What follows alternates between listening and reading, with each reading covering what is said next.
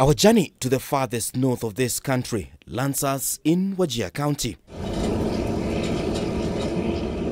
After traveling for over 13 hours non-stop, the rugged terrain of dusty roads welcomes us to Korondile in Wajir North constituency.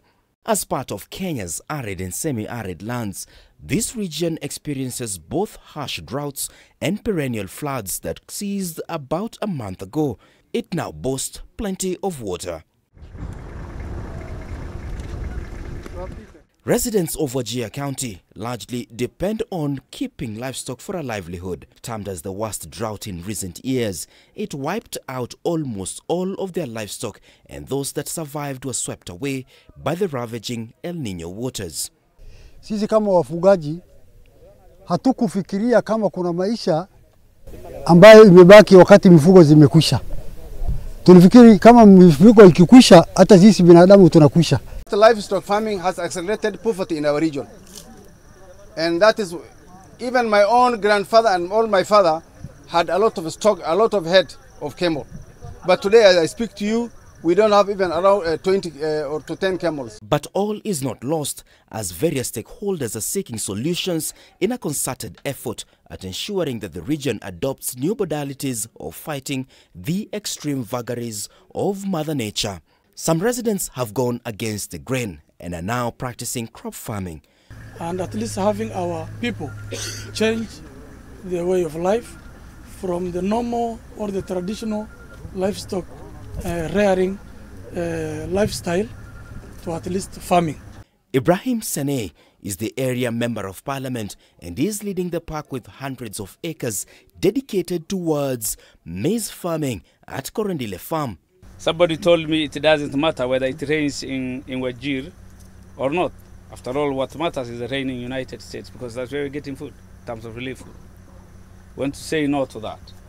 Get our dignity back. He says that he hopes to change the region from a basket case to the country's food basket. Ourselves can feed Rift Valley and other parts. Maize has of late refused to grow in Rift Valley. It's no longer doing well. People are going to avocado and some other things. I'm very sure in the entire northeastern, there's no one single farm that has this type of input in form of investment.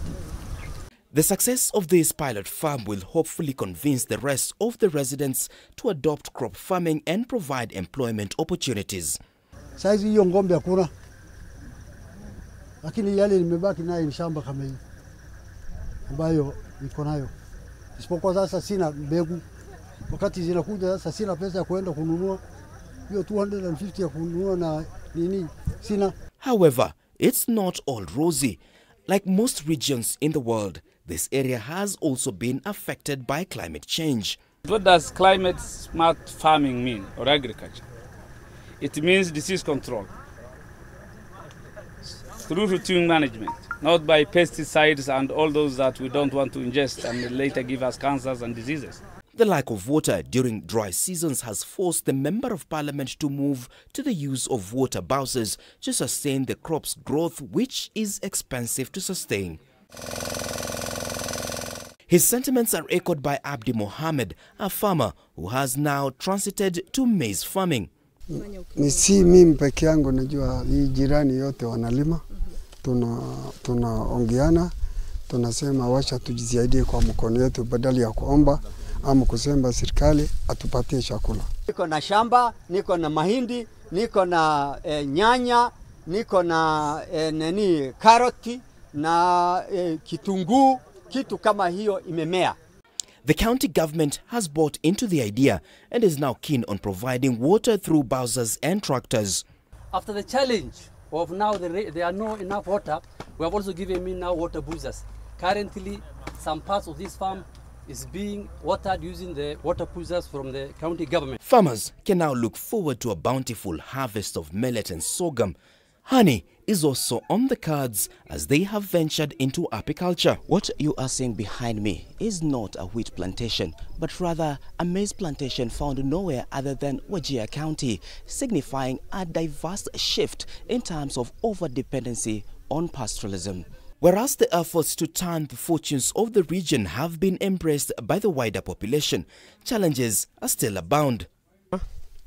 Hapa kwa ufupi tunalimanga simsim, tunalima simsim kwa kutoa mafuta, tunalima sorghum. Despite having a milling factory a few miles away, the only factory has no electricity and therefore activities have stalled. Shida yetu moja ni kubwa sana ni sitima.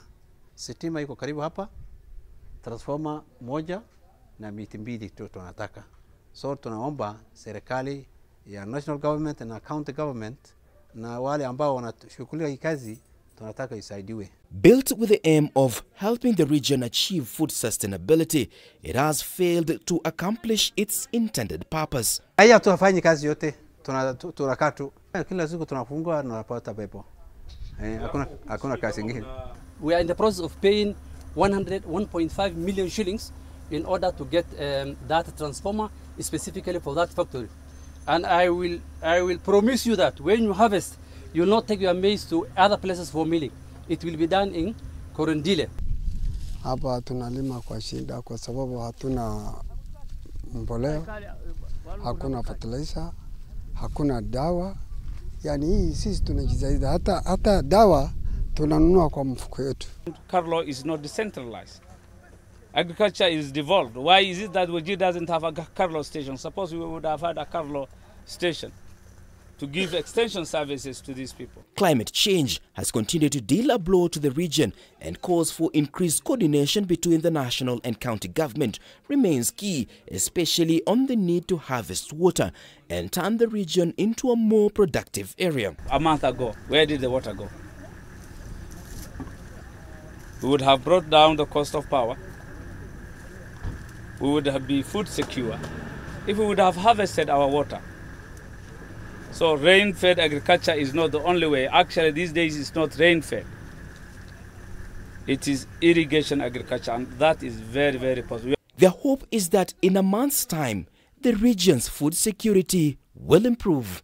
Moving from the dark days when floods and drought ravaged this particular area and wiped out livestock, the area residents are optimistic that the time is nigh for them to actually get to make a shift. And that particular shift is targeted towards crop farming. Will this be the game changer? Martin Opio, K24 TV, Wajir County.